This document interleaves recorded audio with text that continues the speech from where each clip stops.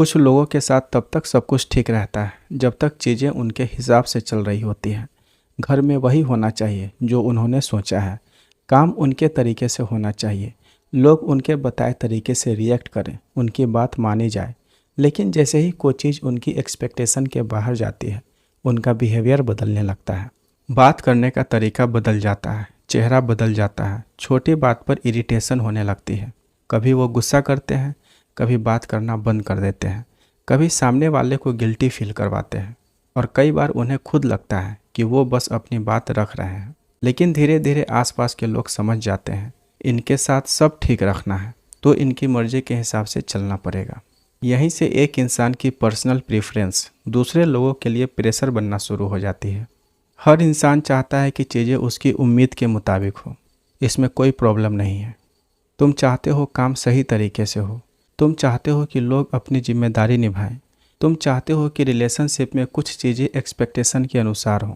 लेकिन प्रेफरेंस और कंट्रोल में अंतर है। प्रेफरेंस में तुम कहते हो मुझे ऐसा पसंद है, कंट्रोल में बात बदल कर हो जाती है ऐसा ही होना चाहिए। और जब सामने वाला वैसा नहीं करता तो तुम्हारी परेशानी सिर्फ उस सिचुएशन तक नहीं रहती, तुम उसका बिहेवियर पर्सनली लेना शुरू कर देते हो। मेरी बात क्यों नहीं मानी गई, इसे समझ क्यों नहीं आता, मैंने इतना कहा फिर भी इसने ऐसा क्यों किया। धीरे धीरे डिसएग्रीमेंट तुम्हें डिसरिस्पेक्ट लगने लगता है और यहीं से रिएक्शन शुरू होता है।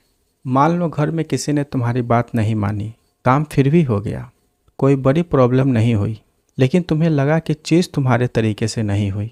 तुम चुप हो गए। फिर कोई पूछता है क्या हुआ, तुम कहते हो कुछ नहीं, लेकिन तुम्हारा टोन बता रहा है कि कुछ हुआ है। दूसरा इंसान समझ जाता है कि तुम्हारा मूड खराब है। अगली बार वो अपनी बात रखने से पहले सोचेगा। और कुछ समय बाद लोग तुम्हारे सामने अपनी बात खुलकर रखना कम कर देते हैं। यहाँ किसी ने कोई बड़ा झगड़ा नहीं किया, लेकिन बिहेवियर ने पूरे इन्वायरमेंट को बदल दिया, क्योंकि लोगों ने धीरे धीरे ये सीख लिया कि तुम्हारी नाराज़गी अवॉइड करने के लिए तुम्हारे हिसाब से चलना आसान पड़ेगा। हर कंट्रोलिंग बिहेवियर के पीछे सिर्फ पावर की इच्छा नहीं होती। कई बार अनसर्टेनिटी इंसान को अनकंफर्टेबल करती है। जब उसे पता होता है कि आगे क्या होगा, कौन क्या करेगा, सिचुएशन किस डायरेक्शन में जाएगी, तो उसे सिक्योरिटी महसूस होती है। लेकिन जब चीज़ें उसके कंट्रोल से बाहर जाती है, अनसर्टेनिटी बढ़ती है और कुछ लोग उस डिस्कम्फर्ट को टॉलरेट करने के बजाय बाहर की सिचुएशन को बदलने लगते हैं। दूसरे को समझाना, बार बार अपनी बात मनवाना, हर डिसीजन में इंटरफेयर करना या फिर सामने वाले को इमोशनल प्रेशर देना। क्योंकि अगर सिचुएशन उसकी इच्छा के अनुसार हो गई तो अंदर का टेंशन कम हो जाता है। इसलिए कई बार असली प्रॉब्लम सामने वाला इंसान नहीं होता, प्रॉब्लम ये होती है कि सिचुएशन उसके कंट्रोल में नहीं है।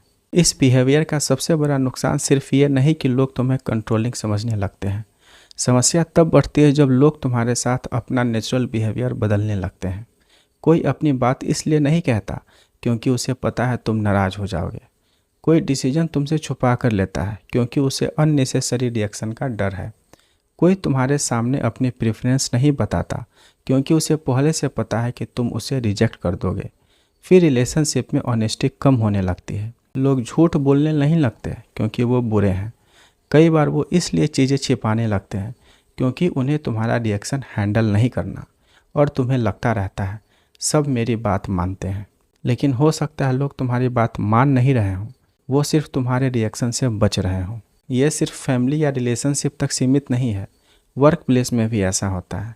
किसी ने तुम्हारा आइडिया नहीं माना, तुमने डिस्कशन को पर्सनल बना दिया। फ्रेंड ने तुम्हारे प्लान के हिसाब से काम नहीं किया, तुमने उससे दूरी बना ली। पार्टनर ने तुम्हारी एक्सपेक्टेशन पूरी नहीं की, तुमने अफेक्शन वापस ले लिया। यानी डिसएग्रीमेंट को सिर्फ डिसएग्रीमेंट रहने नहीं दिया गया, उसके साथ इमोशनल कॉन्सिक्वेंस जोड़ दिया गया। मेरी बात नहीं मानी तो अब मेरा बिहेवियर बदल जाएगा। यही पैटर्न लोगों को तुम्हारे साथ केयरफुल बना देता है और एक पॉइंट के बाद लोग तुम्हारे साथ जेन्युइनली कंफर्टेबल नहीं रहते। किसी दूसरे इंसान को कंट्रोलिंग कहना आसान है, अपने बिहेवियर में इसे देखना मुश्किल है। इसलिए कभी कभी खुद से पूछना ज़रूरी है, जब कोई मेरी बात नहीं मानता तो मुझे सिर्फ डिसएग्रीमेंट महसूस होता है या डिसरेस्पेक्ट। जब कोई मेरे तरीके से काम नहीं करता तो क्या मैं उसे स्पेस देता हूँ?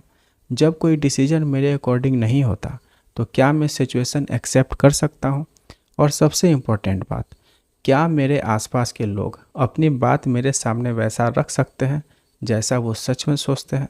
अगर इसका जवाब धीरे धीरे नहीं होने लगे तो प्रॉब्लम सिर्फ ये नहीं कि दूसरे लोग तुम्हें समझ नहीं रहे, हो सकता है तुम्हारे रिएक्शन ने उनके लिए बोलना मुश्किल बना दिया हो। हर चीज़ को अपने हिसाब से चलाना पॉसिबल नहीं है। दूसरे इंसान के थॉट्स तुम्हारे कंट्रोल में नहीं हैं, उनके डिसीजंस नहीं, उनके प्रेफरेंसेस नहीं, हर सिचुएशन का रिजल्ट भी नहीं।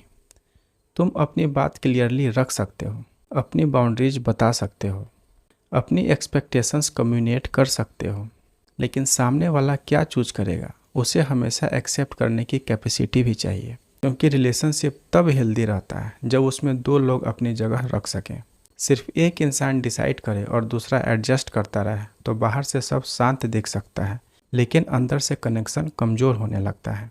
कभी कभी हमें लगता है कि हम अपने घर, रिलेशनशिप या काम के सिचुएशन को संभाल रहे हैं, लेकिन अगर सब लोग सिर्फ इसलिए तुम्हारे हिसाब से चल रहे हैं क्योंकि उन्हें पता है कि तुम्हारे अगेंस्ट जाने पर तुम्हारा बिहेवियर बदल जाएगा, तो तुम सिचुएशन को कंट्रोल नहीं कर रहे हैं, तुम लोगों को तुम्हारे रिएक्शन से बचने के लिए मजबूर कर रहे हो।